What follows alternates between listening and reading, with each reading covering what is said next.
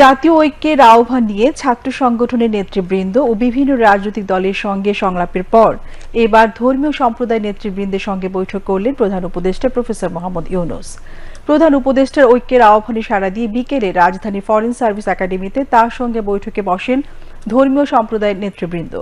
এ সময় তারা দেশের স্বাধীনতা ও সার্বভৌমত্ব রক্ষায় সরকারের পাশে থাকার অঙ্গীকার ব্যক্ত করেন।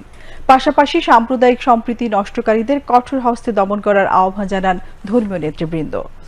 বৈঠকে দেশের অগ্রগতি অব্যাহত রাখতে আবারও জাতীয় ঐক্যের উপর জোর দেন প্রফেসর মোহাম্মদ ইউনূস। প্রধান উপদেষ্টা বলেন, বাংলাদেশের মানুষ এক পরিবার, আর এক পরিবারের সদস্য হিসেবে সবাইকে সামগ্রিক দায়িত্ব পালন করতে হবে। সাম্প্রদায়িক সম্প্রীতি বিনষ্টে যে কোনো অপপ্রচারের বিরুদ্ধে সকলকে সচেতন থাকার কথা বলেন প্রধান উপদেষ্টা।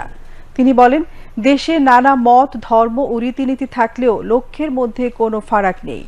জাতীয়তা ও পরিচয় প্রশ্নে সবাইকে এক থাকতে হবে।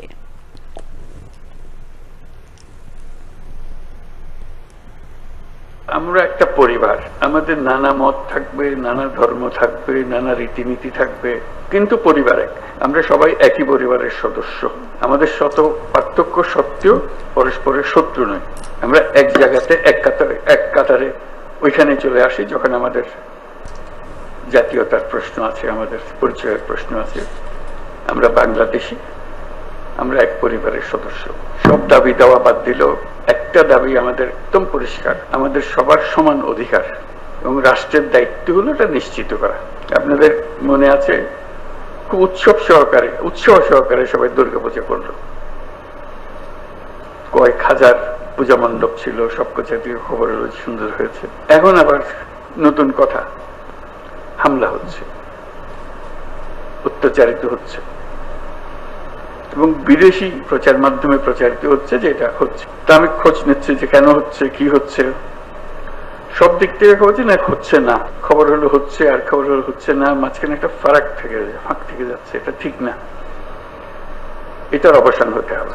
একটা দলকে, একটা রাজনৈতিক গোষ্ঠীকে আমরা এখান থেকে বিতাড়িত করেছি, তারা কিন্তু তাতেই শেষ হয়ে যায়নি।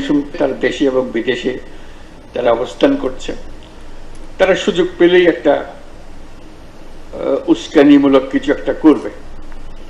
যে সেটার থেকে আমরা কিভাবে এই উস্কানিটাকে চিহ্নিত করতে পারবো এবং উস্কানিতে সাড়া না দেওয়া। আমরা সব দিকে ঠিক আছি, কিন্তু বাইরের থেকে আসতেছে, একটা ক্ষোভ সৃষ্টি করছে, আর একটা হচ্ছে উস্কানি সৃষ্টি করছে। উস্কানিটা এমন নিখুঁত ভাবে করে বোঝা যায় না যে এটা উস্কানি।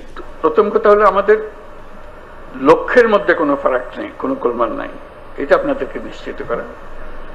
এবং তথ্যগুলো কিভাবে আমরা পাবো, ঘটনা ঘটছে সেটা আমাদের জানা। প্রকৃত তথ্য, দোষী তাকে বিচারের আওতায় আনতে হবে, এটাই হলো সরকারের দায়িত্ব। বাংলাদেশ এখন নতুন ভাবে জন্ম লাভ করছে। কাজে অতীতের যে বাংলাদেশ, যত কিছু আমাদের শর্টকামিংস ছিল, সেগুলোর থেকে আমরা মুক্ত হয়ে আসতে চাই। শুধু যে সাময়িকভাবে কিছু একটা দুর্ঘটনা ঘটেছে সেটা নিয়ে আমরা আলাপ করছি, শুধু তা না। আমরা এমন একটা বাংলাদেশ করবো, এই ধরনের দুর্ঘটনা ঘটবেও না, এবং ঘটলেও এটা আমরা খুব শান্তিপূর্ণভাবে আমরা এটা সামাল দিতে পারবো। উপদেষ্টা আদিলুর রহমান খানের সঞ্চালনায় সংলাপে অন্যান্যের মধ্যে বক্তব্য রাখেন উপদেষ্টা মাহফুজ আলম।